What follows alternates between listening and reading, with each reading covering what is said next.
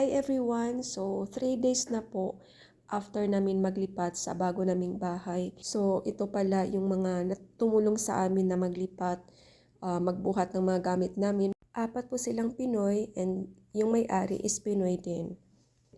So, welcome sa Amoang Payag.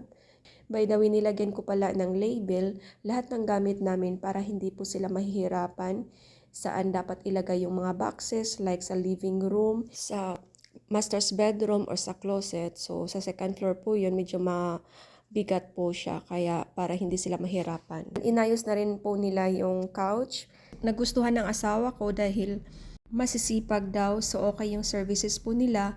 Lahat ng gamit namin okay naman, safe, walang gasgas. Pati na rin yung ibang Pinoy na tumulong sa atin magbuhat. So yun lang po, I'm hoping matapos ko ng maligpit at maayos mga gamit namin this week. Bye-bye and God bless!